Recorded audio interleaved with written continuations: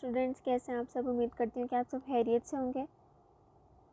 Last video में हमने types discuss की थी मैट्रिक्स की, कुछ रह गई थी वो हम आज डिस्कस करेंगे। तो वो हमारे पास आ जाएगी डायगोनल मैट्रिक्स। ठीक है, तो हम समझते हैं कि डायगोनल क्या होता है, देन हम समझने की कोशिश करेंगे कि डायगोनल मैट्रिक्स क्या होता है। ठीक है, वन बाय वन चीज़ों को लेकर चलेंगे। अब एक मैट्रिक्स की बात की जाए तो उसमें जो ये वाली एंट्रीज़ होती हैं उनको हम डायगोनल बोलते हैं। ठीक है, अगर हम एक मैट्रिक्स ड्रॉ करें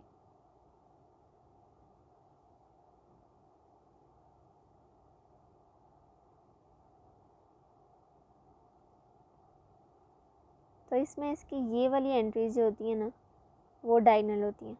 ठीक है, अब ये बात हमने याद रखनी है कि ये डायगोनल होती हैं। ठीक है, अब हम डायगोनल मैट्रिक्स को देख लेते हैं कि वो क्या करता है या वो कौन सी रिक्वायरमेंट मांगता है। हम डेफिनेशन रीड करते हैं।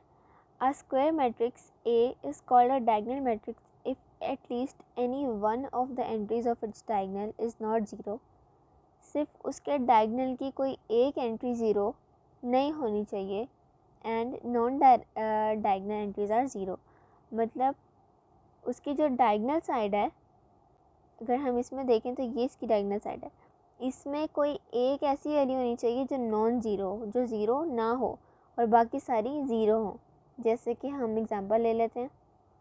ये मैट्रिक्स है हमारे पास, हमने यहाँ पे लिख दिया 0 1 0 0 0 0। ठीक है, ये हमने एक मैट्रिक्स बना लिया। डायगोनल इसका ये होगा, इसमें कोई एक वैल्यू ऐसी होनी चाहिए जो नॉन ज़ीरो हो, बाकी बेशक ज़ीरो हो, कोई फ़र्क नहीं पड़ता। और जो उसकी नॉन डायगोनल एंट्रीज़ हैं, मतलब जो डायगोनल नहीं है, डायगोनल तो सिर्फ ये वाला पार्ट होता है, तो जो डायगोनल नहीं है वो भी ज़ीरो होनी चाहिए। ठीक है, वो ज़ीरो होनी चाहिए और डायगोनल में कोई एक वैल्यू ऐसी होनी चाहिए जो नॉन ज़ीरो हो। ठीक है, अब इनकी एग्जांपल्स देखें। यहाँ पे जो मैट्रिक्स है उसमें डायगोनल में हमारे पास आ रहा है 1 2 3 और बाकी सारी एंट्रीज नॉन डायगोनल है, मतलब ज़ीरो हैं। ठीक है, बी में भी ऐसे ही है और सी में देखें, उसने ये जो सी पार्ट दिया हुआ है 0 1 और 3। अब यहाँ पे कंफ्यूज नहीं होना कि ज़ीरो कैसे आ गया। ठीक है, क्योंकि उसने कहा है कि कोई एक नॉन ज़ीरो होनी चाहिए, ज़रूरी नहीं है। ठीक है, और सारी ये भी नहीं कि सारी ज़ीरो हों, अगर सारी ज़ीरो होंगी तो वो डायगोनल मैट्रिक्स से सपोर्ट नहीं किया जाएगा। ठीक है, अगला हमारे पास है स्केलर मैट्रिक्स। ठीक है, तो इसको रीड करते हैं, समझते हैं कि ये क्या है। A diagonal matrix is called a scalar matrix if all the diagonal entries are same and non-zero। अब वो क्या कह रहा है, एक डायगोनल मैट्रिक्स, पहले हमने ऊपर वाले में स्क्वायर मैट्रिक्स की बात की थी, लेकिन अब यहाँ पे वो कह रहा है आ डायगोनल मैट्रिक्स। डायगोनल मैट्रिक्स कौन सा होता है, ये इस तरह के मैट्रिक्स डायगोनल मैट्रिक्स होते हैं, हमने अभी पढ़ा है। एक ऐसा डायगोनल मैट्रिक्स स्केलर मैट्रिक्स होगा अगर उसकी सारी diagonal entries are same and non zero. उसकी सारी डायगोनल एंट्रीज सेम होंगी और नॉन ज़ीरो होंगी। ठीक है, फर्स्ट वाले में डायगोनल मैट्रिक्स में हमने देखा कि उसकी सिर्फ एक नॉन ज़ीरो होनी चाहिए, मतलब कोई एक ज़ीरो नहीं, मतलब सिर्फ कोई एक ऐसी हो जो ना ज़ीरो ना हो, बाकी अगर दोनों ज़ीरो हो तो वो कोई बात नहीं है। ठीक है, लेकिन स्केलर मैट्रिक्स में हमें क्या कहा जा रहा है कि अगर उसकी डायगोनल एंट्रीज़ हैं तो वो सारी सेम होनी चाहिए और नॉन ज़ीरो होनी चाहिए, मतलब वो तीनों ज़ीरो नहीं होनी चाहिए, नॉन ज़ीरो होनी चाहिए और सेम होनी चाहिए। ठीक है, इसकी एग्जांपल से समझते हैं ताकि हमें क्लियर आउट हो जाए। अब अगर हम इस एग्जांपल में देखें तो इस एग्जांपल में हमारे पास जो डायगोनल में है वो तीनों क्या हैं, नॉन ज़ीरो हैं और सेम है, तो इसका मतलब हम इनको स्केलर मैट्रिक्स कह सकते हैं। ठीक है, इसमें के दिया हुआ है। अगर हम दूसरी एग्जांपल देखें ये वाली, तो इसमें डायगोनल में हमारे पास 2 मौजूद है जो कि नॉन ज़ीरो है और सेम है। ठीक है, नेक्स्ट में अगर हम देखें तो 3 मौजूद है, नॉन ज़ीरो है और सेम भी है। सी में हमने कंफ्यूज नहीं होना कि सिर्फ एक ही एंट्री है, इसका डायगोनल क्या होगा, सेम है और नॉन ज़ीरो है, एक ही एंट्री है लेकिन उसका डायगोनल तो बन रहा है ना, मैट्रिक्स तो पूरे है ना, मैट्रिक्स तो हाफ नहीं है ना, तो हमने इस बात का ख्याल रखना है, कंफ्यूज बिल्कुल भी नहीं होना। नेक्स्ट हमारे पास लास्ट है आइडेंटिटी मैट्रिक्स। अब इसको रीड आउट करते हैं, समझते हैं।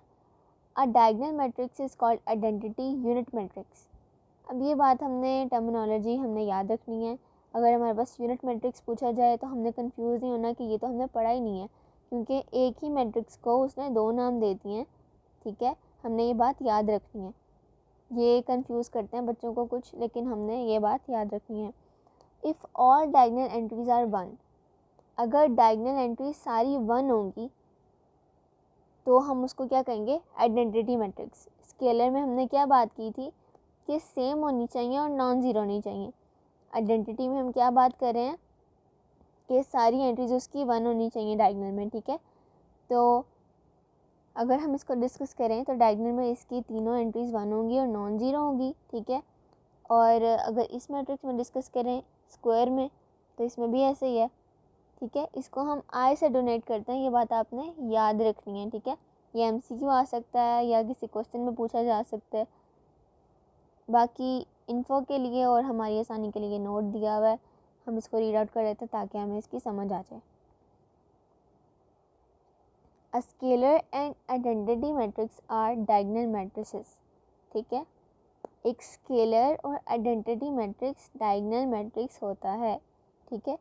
हमने ये बात अभी पहले पढ़ी है, हमने पहले डायगोनल पढ़ा फिर ये दोनों पढ़े ताकि हमें आसानी हो, समझ में आ जाए। नेक्स्ट है हमारे पास a diagonal matrix is not a scalar और आइडेंटिटी मैट्रिक्स। एक डायगोनल मैट्रिक्स स्केलर और आइडेंटिटी नहीं होता, ठीक है, लेकिन एक स्केलर और आइडेंटिटी मैट्रिक्स डायगोनल मैट्रिक्स होते हैं। क्यों? क्योंकि देखें डायगोनल तो एक टाइप है मैट्रिक्स की, ऐसे ही है जिस तरह स्क्वायर है, रेक्टेंगुलर है, रो है, कॉलम है, इस तरह हमारे पास डायगोनल तो एक ब्रांच है और स्केलर और आइडेंटिटी उसको फॉलो करते हैं, ठीक है। फॉलो करते हैं इसका मतलब वो डायगोनल हो सकते हैं, लेकिन डायगोनल तो खुद से एक ब्रांच है, तो वो स्केलर और आइडेंटिटी नहीं हो सकते। लेकिन जो डायगोनल है वो स्केलर और आइडेंटिटी नहीं हो सकता, लेकिन जो स्केलर और आइडेंटिटी है वो डायगोनल हो सकते हैं, ठीक है। ये बात आपने याद रखनी है। अगली वीडियो में हम एक्सरसाइज 1.2 स्टार्ट करेंगे, ठीक है। और आप समझिएगा, इसको पढ़िएगा इसके क्वेश्चन, ताकि आपको थोड़ी सी हेल्प मिले इसको सॉल्व करने में और आप खुद से सॉल्व करने के काबिल हो जाएं, ठीक है। ख्याल रखिएगा अपना। अल्लाह हाफ़िज़।